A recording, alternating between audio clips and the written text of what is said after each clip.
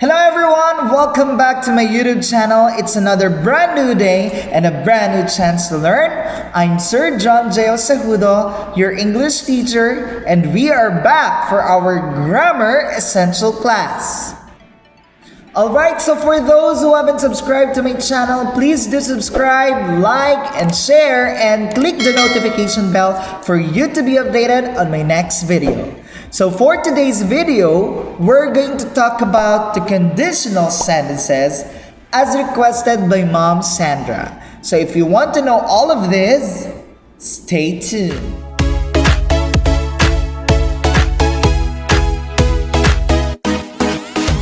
Now let's talk about a conditional sentence.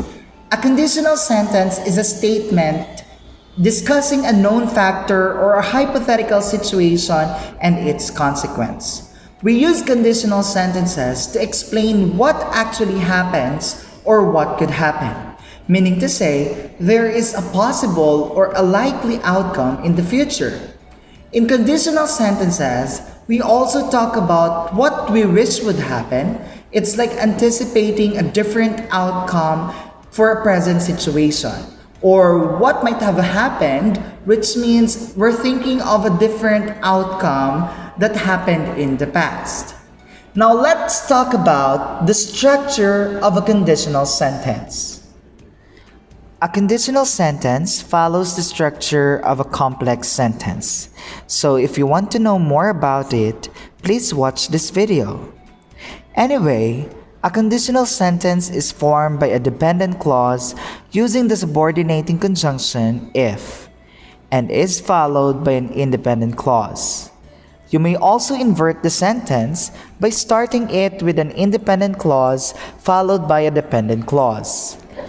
Let's take this example. If you had worked harder, you would have passed your exam. Comprehensively talking about the functions of these two clauses, an if clause is the situation or the event that must happen in order for the other situation or event to happen. So the result can only happen if the if clause occurs, and that is why it is called a conditional sentence. A condition is something that you have to do or a situation that needs to exist in order for something else to happen. Now let's talk about the four types of conditional sentences, and we'll begin with zero conditional.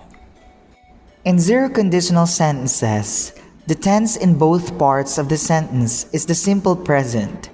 The if clause and the main clause use simple present or the S form or the base form of the verb. That means if this thing happens, that thing happens. Again, both clauses use the simple present form of the verb. Now, when should we use the zero conditional sentence? The zero conditional is used to make statements about the real world and often refers to general truths such as scientific facts. In these sentences, the time is now or always, and the situation is real and possible. For example, if you freeze water, it becomes a solid. This is an example of a zero conditional sentence because aside from both clauses use simple present forms of the verb, it also falls under general truth or scientific fact, meaning to say the result of a condition is always real and possible. Let us have another example. When it rains, the grasses get wet. Wait! Is this an example of a conditional sentence, even though it does not use the conjunction if? The answer is yes. Both if and when are used in constructing a conditional sentence. However, when is only used in the zero conditional sentence, since this conjunction expresses general truth. Going back to the sentence, this is an example of a zero conditional sentence because it uses the simple present tense and the result of a condition is more likely and possible to happen. Let's now proceed to the second type of conditional sentence, and that is the first conditional. Let's start this discussion with an example. If you study hard, you will get perfect scores for the examinations. For us to be able to understand this type of conditional, let me ask you a few questions. Even if you study so thoroughly, is there 100% assurance that you will get perfect scores? If you think there are instances that you didn't get the result you desire the most, then that would only mean that the result might happen, but there is little possibility that it might happen. Meaning to say, the result is not always possible to happen, which is in contrary to zero conditional sentence. The first conditional sentence is used to express a situation in which the outcome is likely but not guaranteed to happen in the future. The if clause uses the simple present tense, while the main clause uses the simple future tense will plus base form of the verb. So that means if this thing happens, that will happen. Let's take a look at this example. If you apologize to him, you will become friends again. This belongs to the first conditional sentence because the if clause uses a verb in the simple present tense, while the main clause uses a verb in the simple future tense. Let's decipher the sentence. As we know, sometimes when we apologize, the outcome is not always fruitful. There is also a chance that the person whom you apologize to needs an amount of time to ease the pain, so he disregards your apology. And that's the reason why the result is likely but not guaranteed to happen. Just to give you a short reminder, apologizing to someone needs courage and forgiving someone needs time. Time heals everything, as cliche as it may sound. Spread love, not hate. Now let's proceed to the second conditional sentence. The second conditional sentence is useful for expressing an outcome that is completely unrealistic or will not likely happen in the future. For example, if I inherited $1 billion, I would travel to different countries. Notice the correct way to structure a second conditional sentence is to use the simple past tense in the if clause and an auxiliary past modal verb such as could, should, would, or might in the main clause, the one that expresses the unrealistic or unlikely outcome.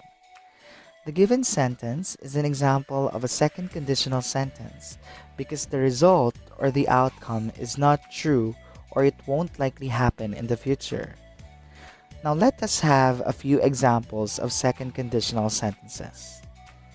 If I met William Shakespeare, I might make a collaboration with him. Or, she would completely banish this pandemic if she had superpowers. It is very obvious that the outcomes are unrealistic, so they would be good examples of the second conditional sentences. Besides, both of them use the correct structure of the if clause with verbs in the simple past and the main clause with verbs with auxiliary past modals. The last but definitely not the least is the third conditional sentence. To better elucidate this conditional sentence, let's take this example. Imagine a past event that you would like to change so that a different outcome would exist. For example, if I had pursued journalism, I would have become a writer or a reporter. The above mentioned sentence is an example of a third conditional sentence. As everybody knows, I am a teacher.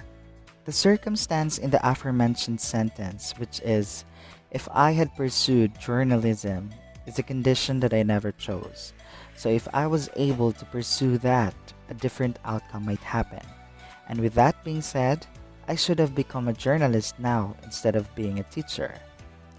The third conditional sentence is used to explain that the present circumstance would be different if something different had happened in the past. As what you can see, the third conditional sentence uses a verb in the past perfect tense and the modal auxiliary such as would, could, should, etc., plus have plus the past participle form of the verb is used in the main clause, which expresses a theoretical situation. These are some examples of the third conditional sentences. If he had studied, he would have passed the examination. If this is the kind of sentence that we see, it only means that the person did not study his lessons, so he didn't pass the examination. Another example, if there had no COVID-19, we would have attended face-to-face graduation ceremonies. Now don't get confused with the presence of the two hads there because that is just the definite perfect tense form of have. This sentence tells a situation that didn't happen and to imagine the result of this situation. And that's it for today, everyone. Thank you very much for watching this video. I hope you learned lots of things. And please don't forget to like, share, and click the notification bell for you to be updated on my next video. Once again, this is John J.O.L. Sahudo saying, every day is a brand new day to learn. See you on my next video lesson. Goodbye, everyone!